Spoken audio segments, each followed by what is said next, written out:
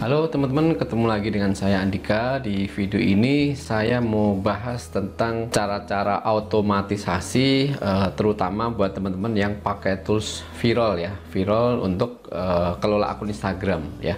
Jadi sebenarnya untuk menggunakan Viral itu kan dia bisa ada salah satu fiturnya yang schedule post ya, atau otomatiskan atau jadwalkan postingan kita. Jadi misalkan kita nge-repost hari ini supaya tayang besok atau lusa atau kapan itu bisa ya.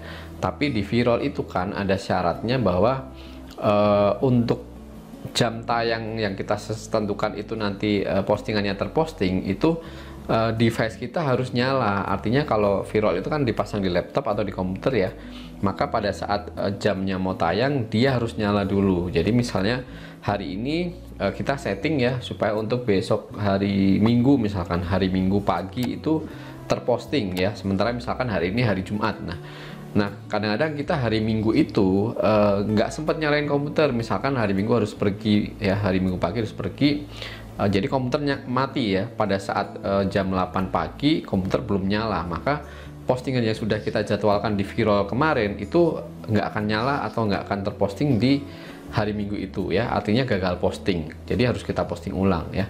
Tapi kalau misalkan kita mau nyalakan terus si komputer itu dari setiap hari dari pagi sampai malam ya, sebenarnya bisa aja dia akan tetap nyala, dia akan tetap terposting. Atau misalkan jam 8 pagi posting, jam 8 kurang 15 kita nyalakan komputer ya, nanti habis itu matikan lagi, itu juga bisa, tapi kan tidak terlalu praktis ya. Ada cara lain menggunakan Creator Studio. Jadi di Facebook itu ada fitur namanya Facebook Creator Studio. Di situ bisa atur postingan atau jadwalkan postingan ke fanpage, Facebook fanpage dan Instagram ya, Instagram bisnis tentunya.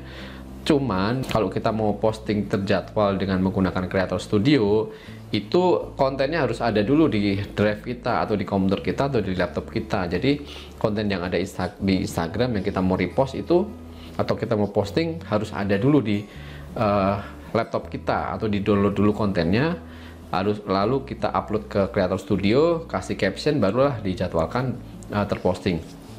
Ini sedikit merepotkan buat saya. Jadi ada beberapa langkah yang harus dikerjakan kalau kita menggunakan Creator Studio ya. Beberapa teman juga menggunakan yang namanya RDP ya. RDP itu Remote Desktop Protocol. Jadi ibarat kata tuh RDP adalah kita sewa komputer ya. Kita sewa komputer yang lokasi komputernya ini ada di server, ada di luar ya, entah di mana. Tergantung servernya itu berlokasi di mana. Jadi kita sewa komputer server yang dia akan nyala terus 24 jam nonstop ya. Jadi nggak ada cerita Viral itu mati atau karena postingannya gagal karena komputernya mati, Viral nggak jalan ya. Itu nggak ada kalau teman-teman pakai RDP.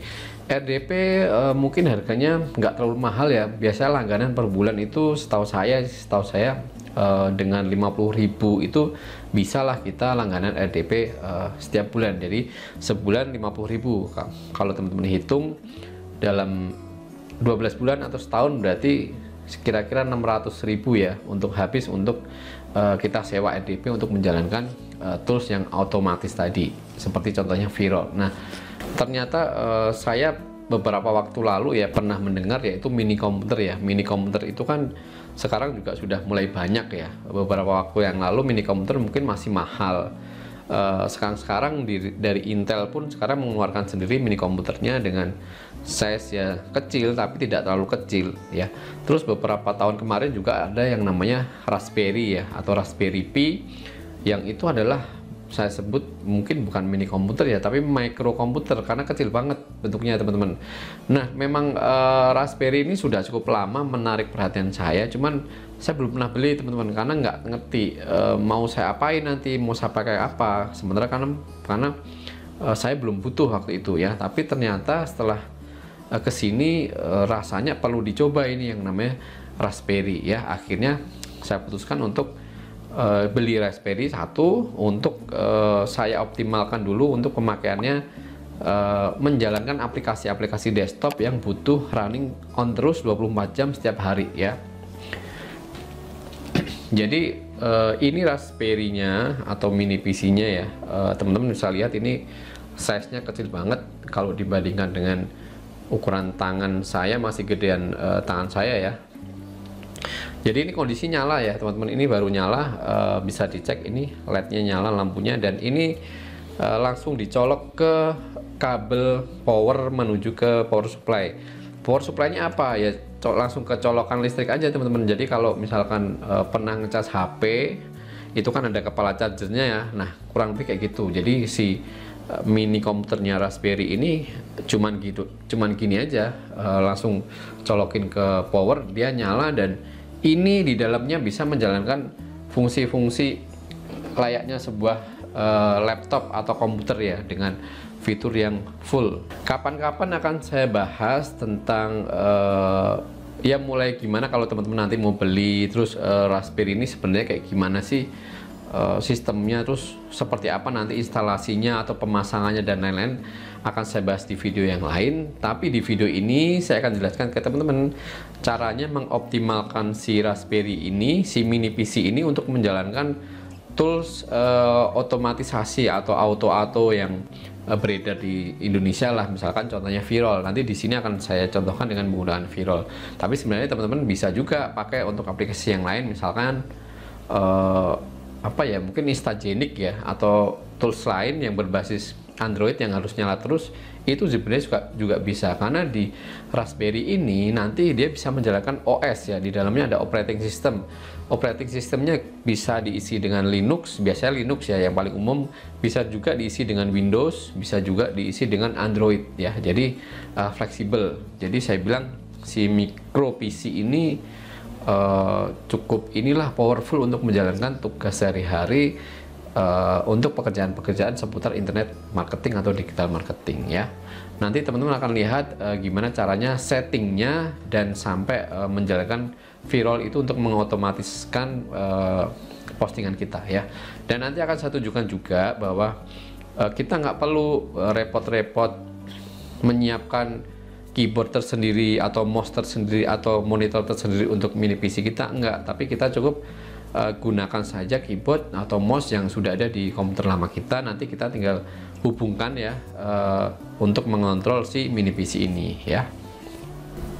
Oke, jadi gimana caranya mengintegrasikan tools yang biasa kita pakai di laptop atau di desktop supaya nanti masuk ke namanya ke Raspberry ya, akan saya tunjukkan.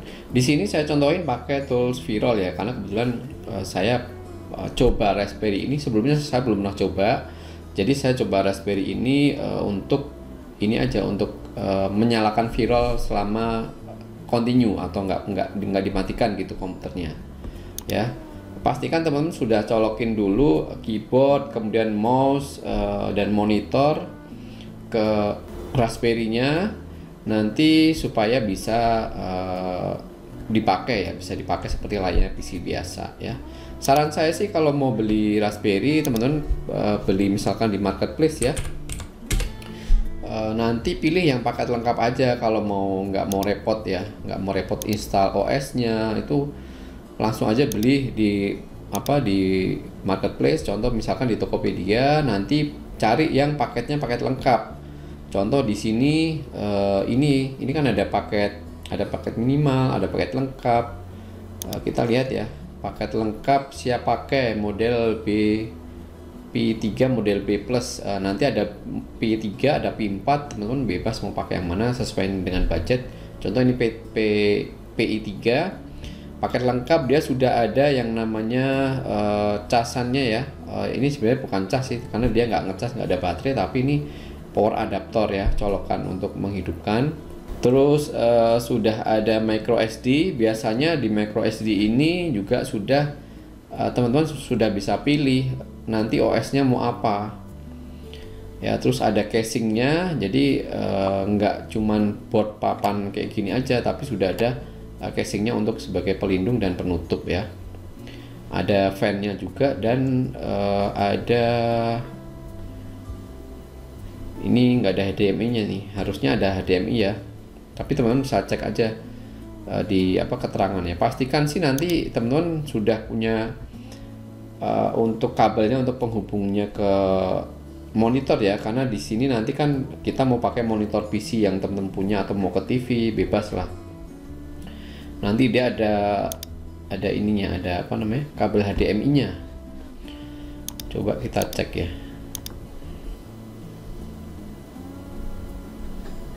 Nah, ini ada micro HDMI-nya nih, yang saya tunjukin tadi di video di awal ya. Oke, jadi pastikan ada HDMI kabel untuk menyambungkan dari si Raspberry ke monitor, ada power adapter, ada micro SD ya. Micro SD ini nanti biasanya ada pilihan sih, mau kosongan atau sudah terinstall OS. Contoh ini sudah ada OS Raspberry dengan tema Windows 10. Ini temanya aja ya. Tapi kalau dengan mau Windows 10 juga bisa nih, OS dengan Windows 10.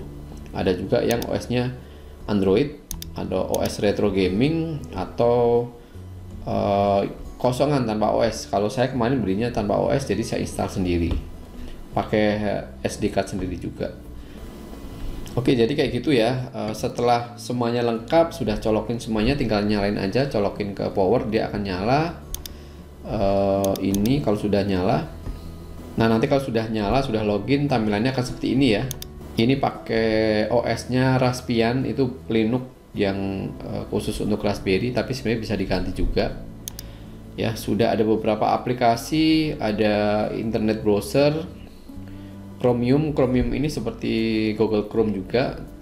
Terus ini ada Office Calc, LibreOffice Calc itu kayak Excel ya. Kalau LibreOffice Writer itu kayak apa ya, Microsoft Word ya, untuk ngetik naskah. Nah, teman-teman, kalau ini sudah ada browser, udah ada internet browser, jadi teman-teman bisa pakai tools apapun yang berbasis browser atau berbasis add-on Google Chrome, bisa dipasang di sini. Jadi nggak perlu khawatir nanti bisa dipasang nggak ya si V-rollnya. Pasti bisa, karena di Chrome itu, Google Chrome itu kan juga support untuk Linux ya. Jadi caranya gitu aja. Selama teman-teman sudah punya akun viral, tinggal login aja, nanti tinggal install seperti biasa ya. Seperti biasa teman-teman menginstal V-roll ke dalam browser ya. Kalau sudah, nanti kan juga muncul di sini icon V-rollnya ini ya, kayak gini. Jadi teman-teman bisa post, bisa repost, bisa schedule post, bebas seperti teman-teman layaknya pakai Windows ya.